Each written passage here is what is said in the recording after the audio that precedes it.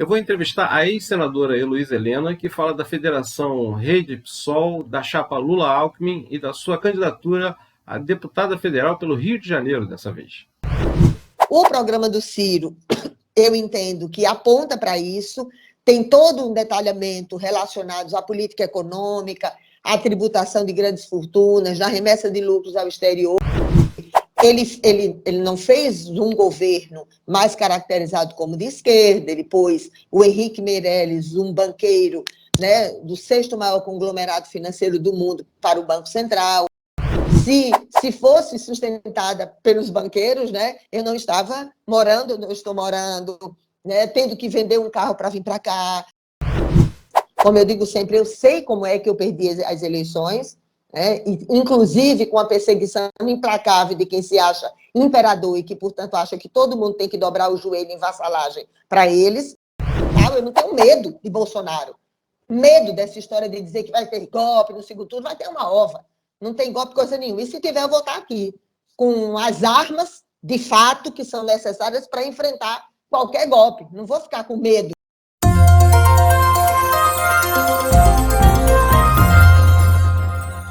Olá!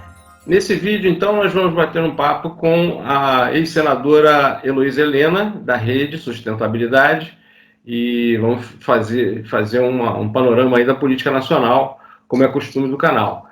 Antes de começar a conversa, vou, mais uma vez, convidar você a curtir,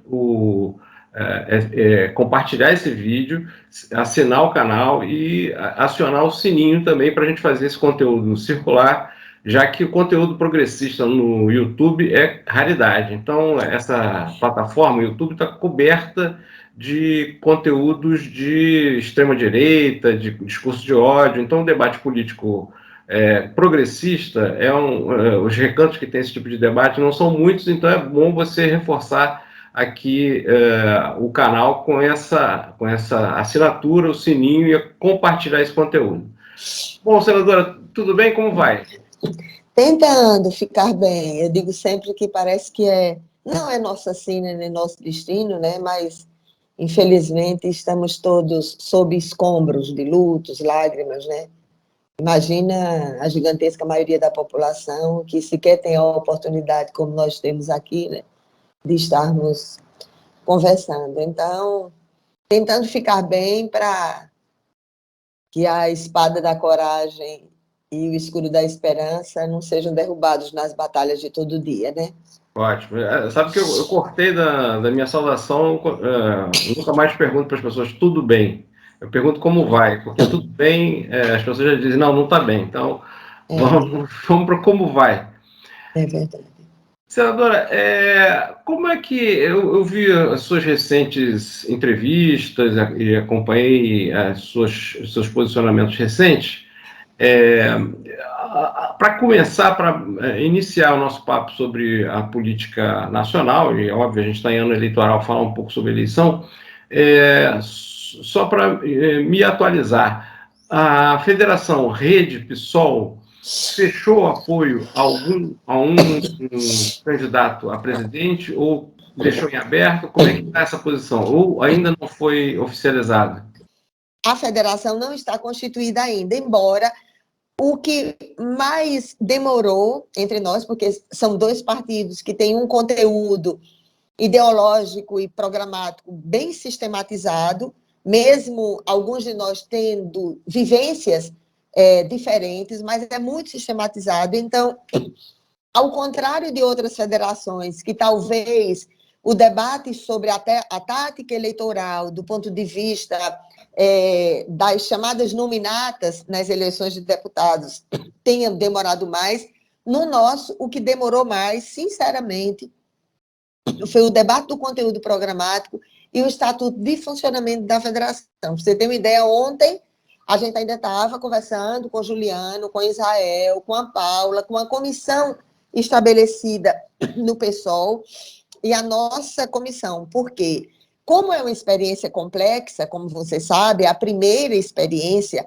ao mesmo tempo que a lei diz que os partidos preservam sua autonomia, sob a hegemonia da soberania da federação, que funciona como um partido. Então, é realmente muito complexo, porque cada partido conserva seu programa de origem, seu estatuto de funcionamento.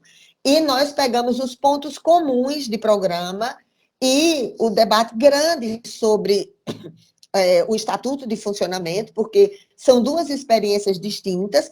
Um tem um centralismo democrático, a outra tem um consenso progressivo. Então, é bem complexo para operacionalizar, mas nós estamos tentando. Portanto, no programa comum da federação, que nós fechamos ontem, nós temos uma parte do conteúdo que é essencial para o PSOL, uma parte do conteúdo que é essencial para a rede, e um programa comum.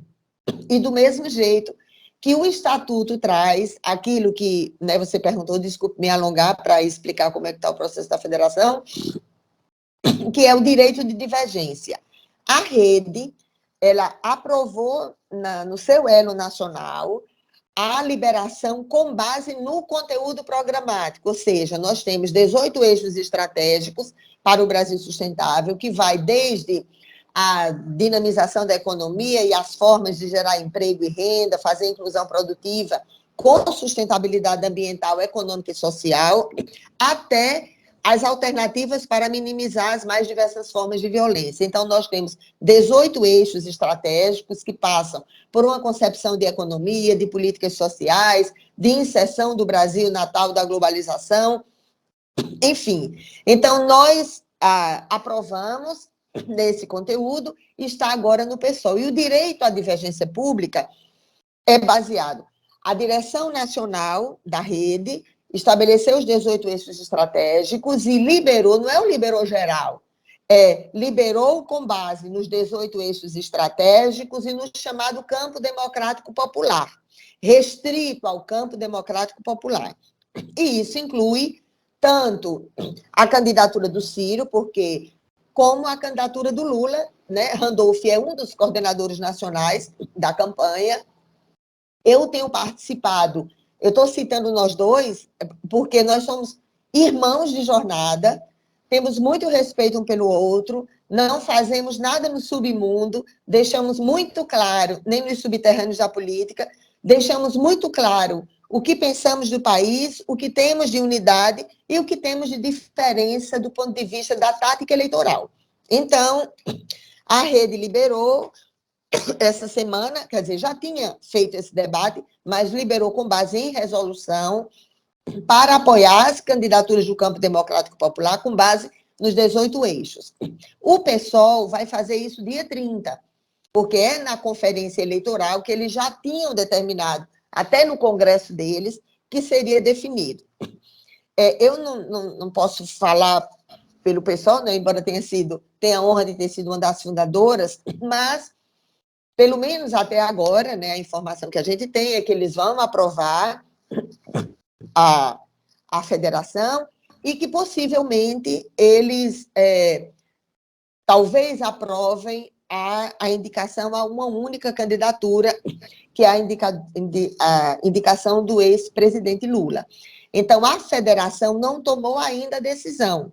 Certo. A rede tomou, o PSOL vai tomar dia 30, e depois a federação irá apresentar. Claro que, se por acaso, não chegou o dia ainda, mas se por acaso a federação apoiar uma ou outra candidatura, já está garantido no Estatuto o direito de divergência pública sem colidir com a infidelidade partidária. Uhum. Não é o direito de divergência geral em todos os estados. Existem 3 estados que nós pactuamos, a Comissão Nacional das Tratativas para a Federação. Existem 2 estados. Tem um estado que a rede será liberada para votar diferente da orientação da federação, e em outro estado, o PSOL será liberado para votar diferente da federação, porque como 2 candidaturas ao governo precisam da federação para poder ser candidatos. Então, nesse sentido. Então, nem é cláusula de consciência, que é um direito que todos nós temos e não precisa de liberação de partido, nem a chamada desobediência civil, que cada um vai fazendo o que quer irresponsavelmente. Não é assim. Então, esse direito à divergência, então, na rede, que possibilita, por exemplo, que a senhora apoie, foi o que a senhora declarou, a candidatura de Ciro Gomes, enquanto Randolph apoia a candidatura Lula, é isso? A senhora apoia Ciro, e por quê? Então, na verdade, assim, existem duas concepções de participação no processo eleitoral, né? Tem alguns que entendem que eleições em dois turnos, especialmente num país de dimensões continentais como o Brasil, é natural que você faça o debate programático, e existe dentro da rede, né, do mesmo jeito que tem algumas pessoas que, como eu estou dizendo como eu, porque eu não quero falar o nome de outras pessoas, mas que têm posições semelhantes à minha. E do mesmo jeito que tem em relação à posição do Randolph. Então, o que é que nós caracterizamos? Existem algumas pessoas que acham que no processo eleitoral de dois turnos, o indicado, digamos que o mais razoável, seria fazer o debate programático e, no segundo, a tática eleitoral do menos ruim ou do candidato ideal. Então, alguns de nós, né, o Randolph tem uma concepção clara relacionada à tática eleitoral, e eu respeito profundamente isso. Ele diz assim que tem muita preocupação do que acontecerá no segundo turno, portanto, acha que é importante toda a unidade na chamada Frente do Campo Democrático Popular por uma eleição, e eu entendo que é muito importante que nós possamos fazer o debate programático no primeiro turno. Claro que tem algumas pessoas que têm preocupações legítimas sobre o segundo turno. Eu não tenho nenhum medo dessa pústula política que está na presidência, que se comporta como um soldado covarde e sem honra, que deixa feridos para trás. E se isso já existia do ponto de vista da verbalização dos preconceitos, da despolitização, do entreguismo viabilizado por alguém que falava em ser patriota todo o tempo, mas nós entendemos que o conteúdo programático, especialmente daquelas questões que são essenciais para o Brasil, que vai desde o que é estratégico para um país se considerar nação, até aquelas questões relacionadas à política econômica, às políticas sociais. Então, eu entendo que é muito importante fazer o debate programático, disputar no imaginário popular alternativas ao pensamento único, alternativas ao que é fracassado, mas infelizmente ainda é apresentado por alguns, que é o projeto neoliberal. Então, o programa do Ciro, eu entendo que aponta para isso, tem todo um detalhamento relacionado à política econômica, à tributação de grandes fortunas, na remessa de lucros ao exterior, e um conjunto de políticas sociais que apontam para o que é muito precioso para nós, que é a ferramenta conjunta sustentabilidade econômica, social e ambiental. Então, eu respeito profundamente, tem muitas pessoas internamente na rede que querem apoiar o ex-presidente no primeiro turno, e existem outras que querem garantir, né, que no primeiro turno a gente possa fazer o grande debate programático, disputar no imaginário popular alternativas a essa concepção absolutamente fracassada, e as estatísticas oficiais que escondem e, ao mesmo tempo, mostram histórias de vidas destruídas, mostram a necessidade de fazer esse debate, especialmente o debate econômico, que potencializa as políticas públicas, as políticas sociais e a inserção do Brasil na tal globalização capitalista de forma soberana, ao menos de forma soberana, buscando uma concepção mais igualitária e fraterna. E, especialmente, Chico, eu sempre dizia, eu repito muito isso, eu sempre dizia aos meus alunos, né, nas aulas de epidemiologia na Universidade Federal, quando lá estava, que todas as epidemias ao longo da história da humanidade, estando ou não em contexto de pandemia, elas põem um feixe de luz na vida como ela é. Portanto, elas mostram, especialmente, como a riqueza de um país foi construída e como a riqueza de um país foi compartilhada. A riqueza de um país construída pela intensa exploração do trabalho humano e pela predatória exploração da natureza. E depois, como ela é compartilhada, porque o mesmo país que viu 9 milhões das suas crianças serem jogadas na extrema pobreza, situações inimagináveis das mais diversas violências, A grande maioria dos pobres, dos mais pobres, perdendo mais de 38% da sua minúscula renda. E é este mesmo país que criou novos bilionários e fez fila para comprar apartamento de luxo, iate, avião, helicóptero e outras coisas mais. Então, tem algo errado nessa situação. Daí eu prefiro fazer o debate programático. Randolph e outros, muitos também dentro da rede, gostariam de resolver, analisando a tática eleitoral, resolver no primeiro turno. Tem pessoas que têm preocupação sobre o segundo turno, então é muito, muito mais nesse sentido. É por isso que a posição assim mais correta da rede realmente é compreender isso, e colocamos ontem na resolução, né, fechamos a resolução, já tínhamos fechado democraticamente um dia todo de debate no Elo Nacional, já tínhamos feito vários debates, porque na rede você sabe que são 2 porta-vozes, né? Um representa, né? Sempre tem um homem e uma mulher. Eu represento a velha guarda, né? Cheia de cabelos brancos, mas que não se vendeu, e o Wesley é o jovem, né? Embora é um engenheiro, ambientalista, nordestino também, está perdendo os cabelos com tanto problema. A gente fez vários debates em todos os estados, muitos, sem hora para terminar, para que a gente pudesse pensar isso coletivamente. Deixa eu lhe perguntar uma coisa. Eu vi uma última entrevista sua, recente, não sei se foi a última, foi recente, a senhora foi perguntada sobre o que achava da chapa Lula-Alckmin. E a senhora disse, não, espera aí, deixa oficializar e tal. Agora está oficializado. O que a senhora acha? Olha, eu sou considerada uma pessoa muito dura quando vai fazer as avaliações ideológicas. E para mim é inaceitável. Mas eu não estou apoiando a chapa. Quem está apoiando a chapa Lula e Alckmin apoia essa concepção de uma frente mais alargada ideologicamente.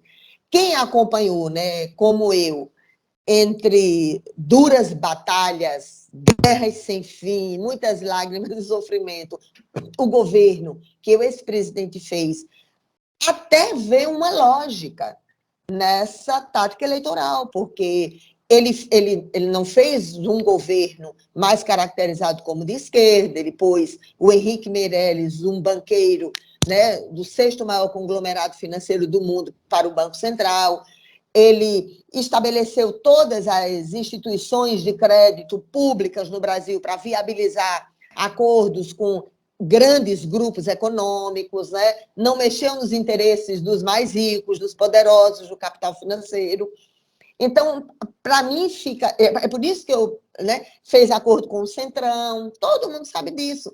Então, talvez, assim, eu posso criticar do ponto de vista de ter uma concepção de esquerda, mas eu tenho uma obrigação de dizer que ele está construindo uma tática eleitoral que se coaduna com um governo como ele fez e o que certamente ele prefere fazer. Então, eu fico tentada, porque como, né, as línguas que serpenteiam o machismo sempre tentam caracterizar qualquer análise que a gente faz como se fosse rancor, mágoa, mimimi de mulher, essas coisas, né, porque não aguentam mulheres corajosas que disputam no imaginário popular o que pensam, e que não são, né, não praticam a vassalagem de quem está no poder, independente de quem esteja no poder. Portanto, assim, eu não me sinto muito à vontade. Como militante de esquerda, né, eu acho inaceitável. Mas eu até compreendo que talvez seja até uma sinalização, né? Naquela outra eleição teve o que a gente, né, chamava de carta aos banqueiros, agora seja uma sinalização mais clara do conteúdo programático que ele espera viabilizar. Pode ser presunção da minha parte, pode ser uma especulação irresponsável da minha parte, mas eu acho que se coaduna com o tipo de inserção, né, de governo, como ele fez, e que talvez seja também uma sinalização do que ele pretende fazer.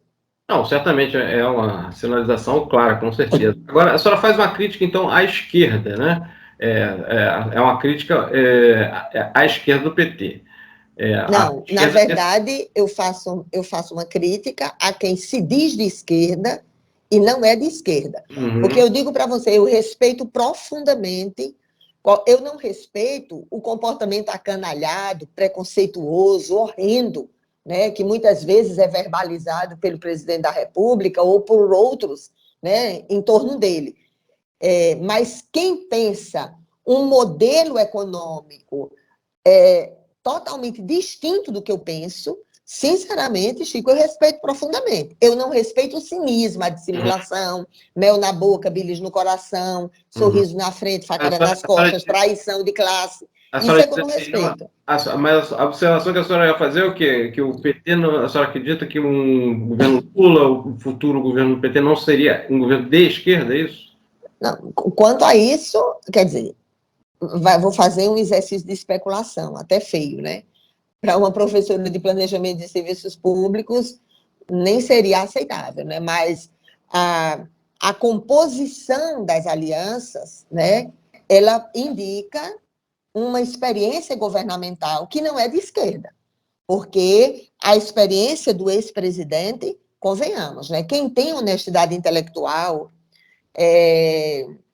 quem nem faz generalização, porque toda generalização em relação a todos os petistas seria uma perversidade e desonestidade intelectual, toda generalização assim o é, então não se trata disso, mas nem o governo dele foi, convenhamos, não foi, né? Porque foi desde privatização de setores estratégicos até roubo de direito dos trabalhadores, e sem nem falar da forma de administrar a máquina pública, jogando migalhas para os pobres e promovendo corrupção para os mais ricos e os mais poderosos do Brasil. Não foi. Eu espero que qualquer outro governo, eu, né, gostaria de ter o Ciro no segundo turno, mas o que a gente espera do Bolsonaro, você já sabe que não vai fazer. A gente sempre espera que qualquer um dos outros dois, do chamado Campo Democrático Popular, e lógico, tem todo o respeito, porque o PSTU vai apresentar candidatura, a UP vai apresentar candidatura também, então são partidos que, embora sejam pequenos, como nós somos também, mas têm todo o direito e apresentarão também um programa mais vinculado às concepções ideológicas da esquerda mesmo, eles o farão. Então, se fosse para analisar com honestidade intelectual as experiências governamentais enquanto eles estavam no poder, né, comandado pela cúpula palaciana, que não são todos os petistas, pela cúpula palaciana do PT, não tem nada a ver com a concepção clássica, ou ao menos assim, bem rasteira do que é de esquerda. Aquilo não foi. Agora, a senhora vê como a política é curiosa, né? A senhora talvez deve ter sabido que uma parte do PSOL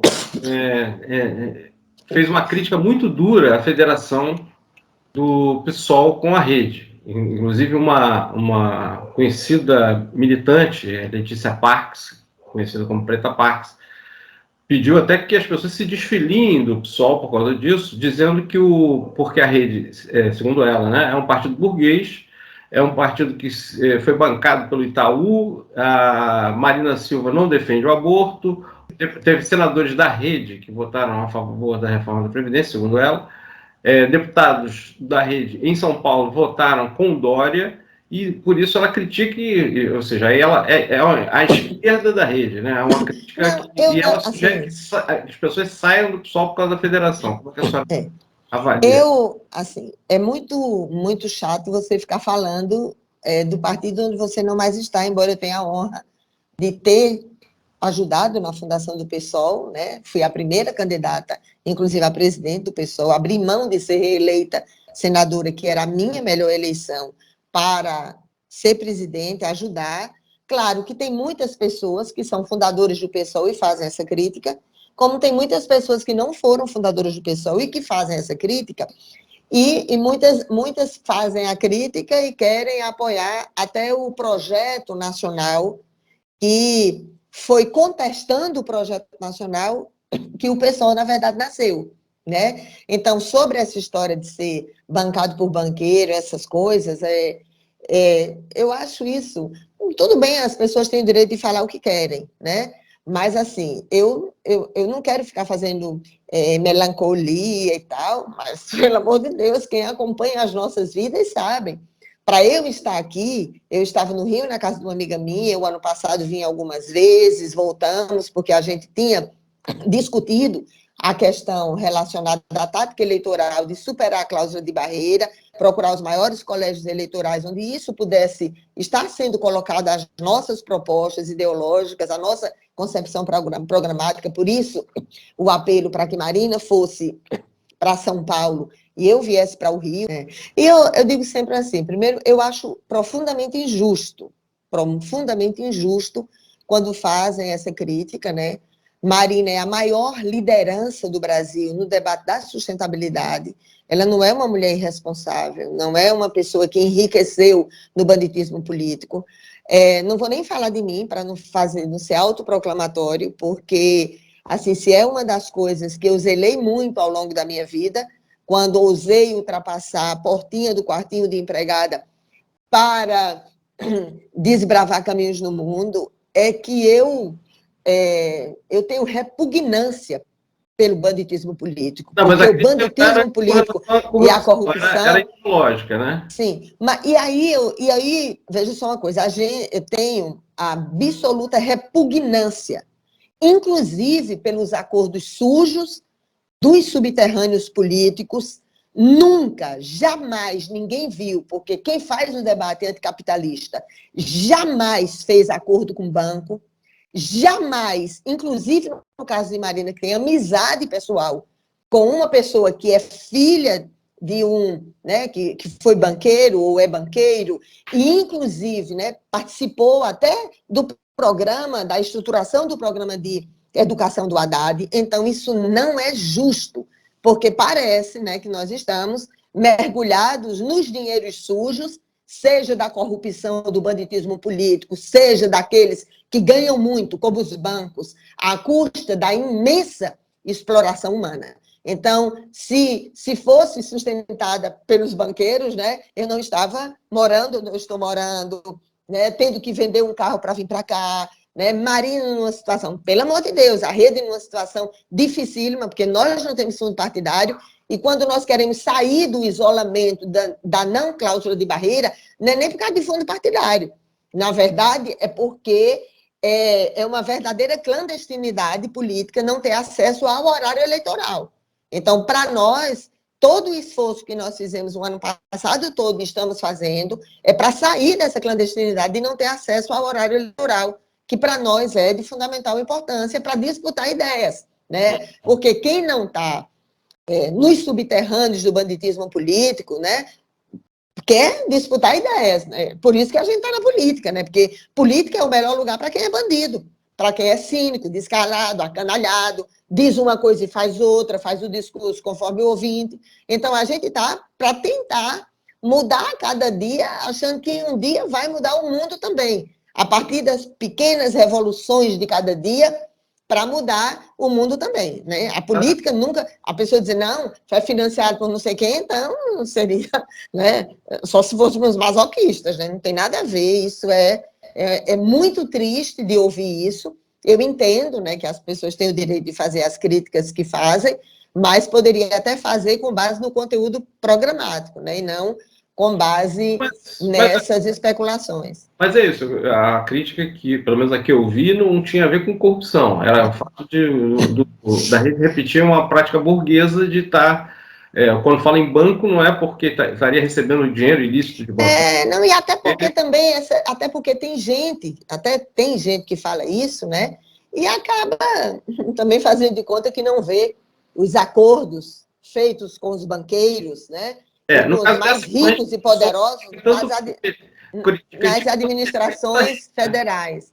Mas é porque tem gente que também apoia, né, quer apoiar os governos que já passaram e que também faz também esse tipo de comentário. Então, eu entendo, compreendo, eu acho até que as pessoas, né, não necessariamente aceitem, né, eu até prefiro dizer assim, olha, não aceitem o chamado de saírem todos, né, de um partido em função de um debate programático, né, vinculado a uma tática eleitoral do momento. Eu acho que isso não vai acontecer. Agora, a senhora vai concorrer pelo Rio de Janeiro, é isso? Desde o ano passado, né, a gente já estava acompanhando mais de perto o Rio e já tínhamos debatido em março do ano passado, já tínhamos começado o debate que a superação da cláusula de barreira, pelos motivos que eu te disse há pouco, era fundamental para a gente. Então, era muito importante que, se nós queríamos disputar as nossas ideias, o conteúdo programático, que é a razão de existir da rede de sustentabilidade, eu digo sempre, nós não somos os primeiros que tratamos dessas questões, não somos os únicos, nem somos os últimos. Alguns entre nós se denominam sustentabilistas, outros se denominam, como eu, ecossocialistas. Então, era muito mais pelo conteúdo programático. Por isso, o esforço, né, para que Marina pudesse estar em São Paulo e eu pudesse estar no Rio por uma relação muito maior que eu já tenho aqui, né? Não apenas porque meu pai deixou aqui lágrimas, sangue, muito suor quando veio para trabalhar na construção civil, mas também pelo acolhimento, né? O Rio sempre me abraçou generosamente, uma sertaneja, uma mulher do povo, duríssima no combate, e o Rio sempre me abraçou de forma carinhosa, solidária, né? Tanto os nordestinos, que aqui são muitos, mas os outros também. A senhora, durante algum tempo, acho que até agora, classifica a saída da presidente Dilma, o impedimento dela como impeachment, enquanto a boa parte da esquerda, até da rede também, uma parte, classifica como golpe. Aí a senhora, em algum momento, eu vi numa entrevista também, dizendo que já que houve um dano ao erário, tinha ali um motivo para ocorrer aquele processo. Recentemente, a Justiça extinguiu o processo sobre pedalada fiscal, que era a grande acusação que originou o processo de impeachment. A senhora ainda acha que não houve golpe? Acha que... Olha, deixa eu te dizer uma coisa, assim. Tem um poema muito lindo, né, que diz assim, do Drummond, diz: as leis não bastam, os lírios não nascem das leis, meu nome é tumulto e se escreve na pedra. É uma belíssima frase para contestar até as leis que são justas ou as leis que são injustas. Enquanto você está sob a égide de uma determinada legislação, eu acho que você tem que se submeter a ela. E eu estou entre aqueles que dizem que, se tivessem a caracterização do golpe, Michel Temer não subiria naquela rampa, porque seria a maior demonstração da mais repugnante covardia política se tivesse a análise do golpe e tivesse deixado ele ficar em paz e subir o Planalto. Então, é nessa caracterização que eu faço. A forma, né, essa palavra da moda, as narrativas ou a análise de conjuntura que faz, eu respeito absolutamente todas. Absolutamente todas. Eu nem gosto de ficar o tempo todo porque as pessoas perguntam em relação a Dilma, em relação ao Lula. Eu não vou dizer que porque, né, a justiça resolveu o problema. Resolveu em relação ao Collor, resolveu em relação a tantas outras pessoas e que foi dura, enérgica em relação a outras também. Então, a caracterização que eu faço é também nesse sentido. Sim, é porque nesse momento a gente está certamente isso vai ser tema de um embate eleitoral, e estamos num momento crucial, porque todas as acusações foram contra Lula, as condenações foram anuladas, essa contra Dilma foi desconsiderada, e Sérgio Moro, que era o herói da Lava Jato, virou praticamente... Está perdido na política, não sabe nem onde para. Mas a história é implacável. Não tem problema, a história é implacável. As pessoas estão tendo todos os direitos de retornar ao cenário político. Então, quem os contestou, como eu não tenho direito de retornar também, tem. Né? Eu passei muito tempo fora, perdi eleições. Como eu digo sempre, eu sei como é que eu perdi as eleições, né? Inclusive com a perseguição implacável de quem se acha imperador e que, portanto, acha que todo mundo tem que dobrar o joelho em vassalagem para eles. Então, eu digo sempre, eu fui derrotada em muitas eleições, mas eu quero me sentir, não por vaidade, mas por firmeza nas convicções ideológicas. invencível politicamente. Então, se essas caracterizações vão voltar, não tem problema, isso faz parte do debate político. Um volta com um sentido, outro volta com outro. Eu quero, como simples mortal, né, discutir o conteúdo programático. Eu quero discutir quais as propostas que vão ser apresentadas por esse país que promove a pior das explorações humanas. Não estou, claro, que como professor de epidemiologia não poderia dizer isso e sem analisar os dados de outros países em condição de miserabilidade extrema também. Mas eu estou dizendo que eu quero ter o direito, eu sou mortal, eu não tenho medo de Bolsonaro. Medo dessa história de dizer que vai ter golpe, no segundo turno, vai ter uma ova. Não tem golpe, coisa nenhuma. E se tiver, eu vou estar aqui, com as armas, de fato, que são necessárias para enfrentar qualquer golpe. Não vou ficar com medo desse soldado covarde sem honra, que deixa feridos para trás. Nenhum problema. Então, é uma questão de tática eleitoral. Então, eu quero ter, né, a oportunidade de fazer esse debate. Não, nem gosto de ficar o tempo todo, né, voltando, porque as pessoas sempre têm que voltar para Lula, né? É até ruim, porque eu digo, olha, sabe de uma coisa? Eu não tiro uma vírgula do que eu disse em relação a essas pessoas, porque eu não disse por demagogia eleitoreira. Eu não sou a canalhada com a vigarice política. Então, o que eu tinha compreensão e tenho compreensão, eu jamais seria injusta, mesmo sendo vítima da perseguição implacável que eu fui, eu não gosto de ser injusta. Então, se eu tivesse convicção intelectual de uma coisa diferente, eu dizia a você na hora, não fazia jogo, não gosto do jogo da política. É por isso que eu sempre me ferrei na política, porque eu não gosto do jogo da política, não gosto de ficar com uma conversinha para agradar o ouvinte. Tem gente que tem, né, essa característica impressionante, né? Vai para uma reunião com o banqueiro, diz uma coisa, vai para uma reunião com o sem terra, diz outra. Eu não tenho isso, infelizmente. Felizmente para mim, essa né? reunião com o banqueiro, reunião com o sem terra, dá para imaginar quem a senhora está falando. Não, eu estou dizendo de qualquer pessoa, não só do ex-presidente, qualquer pessoa, porque tem muitas pessoas também que fazem isso, né? Então, não é isso não. Muitas pessoas fazem isso. Agora, senadora, para terminar, porque normalmente a gente faz a entrevista com 30 minutos, até estendemos um pouquinho.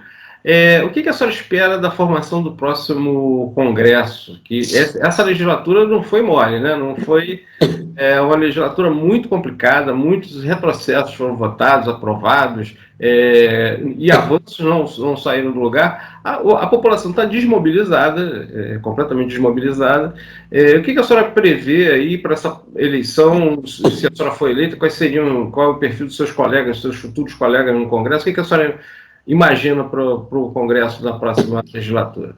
Não, eu entendo, você está corretíssimo na avaliação, né? A população fica assim, desestimulada, desmotivada, porque é tanto bandido na política, né? Tanta vitória dos bandidos, que as pessoas vão mesmo perdendo a esperança. Eu digo sempre que o maior desafio de todos nós, que nadamos contra a correnteza, é acordar com coragem, mas ainda dormir com esperança, porque quando você passa o dia todinho nadando contra a correnteza, você ainda dormir com a possibilidade de vai ser um novo dia, vou estar lá lutando e tal. E mesmo nós, né, que temos uma compreensão de mundo diferente e que já nem achamos que com essa estrutura anatomofisiológica nós vamos ver um mundo melhor, rico de pão, paz e fraternidade para todos. Mas a gente quer dar cada um dos segundos da nossa vida para que isso aconteça, de preferência agora, porque tem gente que não pode esperar, né? É fácil você falar do futuro quando não é você que está com o filho sendo arrastado como mão de obra do tráfico, quando está com o desespero gigantesco da violência cotidiana, da ausência de condições dignas de trabalho. É fácil você falar do futuro quando você não está vivenciando a imensa dor. Então, né, apesar de tudo isso, eu quero estar entre aqueles, né, que estarão motivando a população, fazendo o debate das pequenas revoluções de cada dia, para que um dia possa se derrubar né, a grande muralha que impõe dor, sofrimento, exploração da natureza e das pessoas. Eu espero que mude, né? Porque não é possível que as pessoas e o país consigam suportar uma situação como essa, né? Porque tem as figuras, né, dignas ou pústulas políticas que podem estar no Palácio do Planalto, mas o Congresso Nacional, que tem como tarefa mais nobre a fiscalização, monitoramento e controle, e que não significa simplesmente fiscalizar o banditismo político, nem isso fazem, mas também a fiscalização e monitoramento e controle daquilo que significa dias melhores para a população. Então, um país que consegue ter, né, milhares de pessoas mortas pela Covid-19 e outras, né? Aqui, em todo canto, leishmaniose, tuberculose, mais de 36% de avanço da AIDS na juventude, problemas catastróficos de encostas que caem, seja aqui no Rio, em Alagoas ou em qualquer lugar. Então, situações absolutamente dramáticas. Se você pega determinados estados brasileiros com aqueles imensos tanques de rejeitos, de exploração predatória de minérios e da natureza, se aquilo é um caos, é um caos. Nem estou falando da dor das populações indígenas. A gente até atrasou o contato, porque eu estava falando, conversando no telefone com a Juma Chipaia, que tinha que atender na hora, porque ela está numa localização ruim para se comunicar, que teve a aldeia invadida, né, por uma balsa de 3 andares de garimpeiros. Então, não é possível isso, né? Então, toda essa situação, eu espero que a população consiga olhar para os seus corações partidos e consigam, a olhar a situação de extrema miserabilidade, porque a miséria humana é diferente da pobreza. A pobreza extrema, muitos de nós vivenciamos nas nossas infâncias, mas a miséria humana, ela rouba, arranca o coração de uma criança e põe um bárbaro.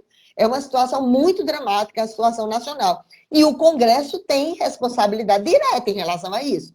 Então, eu sei que todos os governos federais fazem acordo com os malditos que lá estão, independente da caracterização de centrão ou não, fazem acordos espúrios com essa canalha, mas eu espero que a população compreenda, né, a importância de que lá estejam as pessoas, ao menos comprometidas com as mudanças estruturais profundas que impactam na vida cotidiana das pessoas.